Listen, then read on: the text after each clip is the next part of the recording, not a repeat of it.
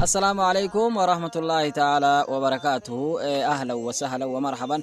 بقنا جاي في كبجان جرا شانا لكن دفتن سنين جنة. إيجا دران درسي والبروم برباچي سروان تادي فان البابو سنين جنما. شانا لكن رت إن شاء الله وانت جرا جرا ودي فنو برباچي سوفي أكاين ياچي سو تان سنين كندا كابو. إذا ترجمة وان تاتف وسو يا دكانت إنسان شانا لكن سبسكرايب لايك شير وجودو دان. أكو ما دا كنا هجم مرو سنين جاتشو بربادا. Egaa haga sa'aatii har'aa kanatti jechuun sa'aatii amma keessa jiru kanatti wantoota tokko tokko ka addunyaan gizee amma kana keessa jirtu akka hawaasni keenya qajeelatti irra fahamuu qabuuf jechuudha keessa bahuun barbaachisaadha waan taateef akkuma sila jenne lolli ardii Eeshiyaa keessatti akkuma itti fufetti jira Falasxiinii fi Israa'eloota jidduutti jechuudha sa'aatii amma kana wanni hagareef tanaatti biyyi raawwataa jiru garii waan nama ajaa'ibsiisu garii waan nama shuukanneessu jechuudha magaalaa Gazzaa jechuudha magaalaa bahar gubbaa jirtu waraanni mujaahidoota fi sabilillaahiin harkaa qabu jechuudha magaalaa isaanii san Israa'eliin akkuma itti marsistetti jirtu jechuudha daawwattoota kiyya itti marsiste waraana odiqaate 300 ol magaalaa san irratti buusanii jechuudha karaa lafaatiin jechuudha waraana lafarraa akkasuma taankii garagaraa dabalatee meeshaa gurguddaa magaalaa balleessuu danda'u Ameerikaan kenniteef wajjin Israa'eliin bakka sanitti hiriirsiftee jirti jechuudha odiqaate malulu haga ka'etti guyyaa 22 akkas ga'ee jira waan taateef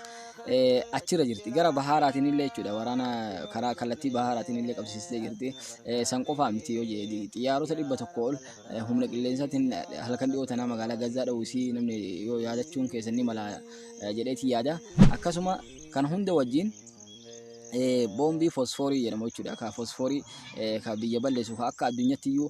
darbuun isaa hin barbaachifne namni biyyi tamiyyuu saba kamittiyuu darbuu kan hin qabne akka seera addunyaatiin dhoggame san isa san magaalaa Gazzaatti darbanii jiran jechuudha kan hunda wajjin duuba kasi ajaa'ibsiisuu danda'u magaalaa Gazzaa san keessatti warri garee hamaatota jechuudha warri harakaa hamaas jechuudhaan beekamu sun waan hagalgana kana qilleensarratti illee qolataa isa bahaararraa illee dhufu qolataa isa lafarra illee dhufu qolataa waraana 300 bakka takkatti itti bu'e kana jechuudha magaalaa Gazzaa marsee dhaldhooluuf ta'u kana alhamdulillah guyyaa kalee dheengaddarraa jammaree jechuudha haga isiin gara waraanni warraa gara fuulduratti deemeen booda erga isaan seenanii magaalaa naannoo kallattii sadiin dhufan jechuudha waraanni Israa'elii kallattii sadiin dhufan jedhama kallattii sadiin kadhuman kana waraanni Hamas haga isaan seenanii eegate erga isaan seenate warra seenisan jechuudha warra seenuu fi yaalii godhesan battalumatti dabbabaa isaanii yookaan ammoo taankii isaaniillee tana buutee godhee humna tarkaanfii irra fudhatee akka isaan of duuba deebuu danda'an taasisee jira kun hin gammachuudha alhamdulillah kana malees biyyoonni biroo lola kana keessatti jechuudha yaada isaanii ibsataa jiranii akkasuma lolli kun Israa'eloota fi Falasxiinotaan irraa tarkaanfatee gara biyyoota biraatitti taruun isaanii shakkama jedhamee gizee amma sodaatamaa jira yoo yaadattan akkuma isin argaa jirtan yookaan warri sooshaal miidiyaa kana fayyadamtan jechuudha addunyaan tun irra hedduun biyyoota Awurooppaa dabalatee Ameerikaa dabalatee akkasuma ardii Eeshiyaa fi Afrikaa kallattii garagaraatti deeggarsi warroota garee Falasxiinotaa yookaan warri harakaa Hamaas sochii Hamaas warri deeggaru jechuudha ni baay'ata hiriirri bahamaa fi jira jechuudha addunyaa tana hundi sagalee isaanii dhageessisuudhaaf alaabaan isaanii akkasuma guutuu addunyaa irratti biyya hedduu keessatti akkasitti gizee ammaa kana hiriirri isaaniif taasifamaa jira jechuudha sagalee isaanii dhageessisuudhaaf kana hunda wajjin warroonni Awurooppaa fi Ameerikaa afaan tokkocha ta'uudhaan gurra isaanii cufatanii ija isaanii cufatanii uummata san hujii amma harkaa qabdu ka Israa'eliin bishaan irraa kuttee nyaata irraa kuttee intarneeta irraa kuttee hattan bilbilli neetwoorkiin achi keessatti hin dalaguu jedhan waan isa ajaa'ibsiisu kan hunda akka sagaleen isaanii hin dhagayamne duraan guyya guyyaa rukutan xiyyaarri guyya guyyaa rukutaa amma ammoo guyya guyyaa osoo hin taane halkan rukutu wayyaa maaliif harka kan kaameraan xiyyaara waraabee miidhaa isaan dalagan san addunyaa mul'isu waan hin jirreef jecha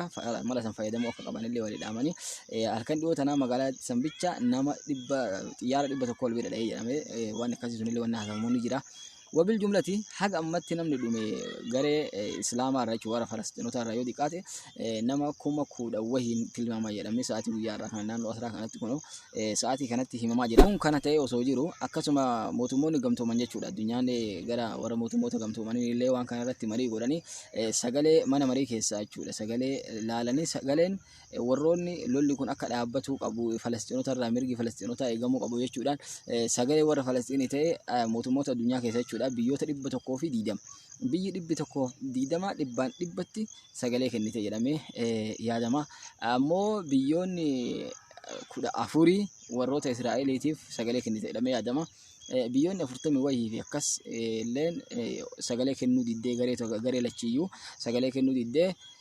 jedhame akkasitti waan jedhama matagala erga harki caalu garee Falastiiniif sagaleen kan kennamu taate wilaayaan muttahidaan jechuudha mangistoonni gamtooman kafaraa kunin lolli akka dhaabbatu irratti walii galanii jechuudha yaanni ka warra baay'eetu ilaalama waan taateef kanarratti erga walii galanii Israa'eliin ammoo kana caalaa dallantii akkamitti namoota ijoollee fi daa'imman miidhu namoota ammoo shororkeessummaan dhaabatu biyya kana keessatti lolli irraa haa dhaabatu jechuudhaan waan akkanaa kana baaftanii isin shame on you jedhanii waan akka isaan haasawaa jedhanii wabil jumlati akkasuma namoota tokko jechuudha biyyoota gizee amma kana wanni gadin taarika namni islaamaa irraa beekuun barbaachisaadha waan taateef biyyoota warra harakaa Hamaas warra Masjidul Aqsaa sossoo'u warra mirgi isaanii dhiibamee miidhaan irra geettee islaama ta'uu isaaniitiif biyya isaanii saamamaa jiru warra saamuuf humna ta'e fakkeenyaaf biyyoota Eeshiyaa keessa jechuudha muraasa keessa isinii bahaa godhu isin bu'uun barbaachisaadha. Yaa Rabbi Allah yaa ergoo rakkata atinuu birmadhu sinama birmata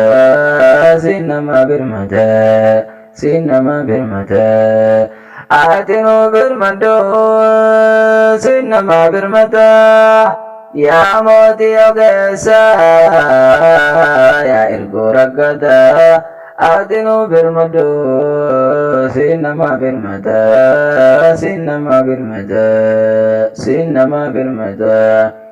atinuu birmadhu sinama birmata yaa mootii ogeessa yaa ergoo rakkata atinuu birmadhu sinama birmata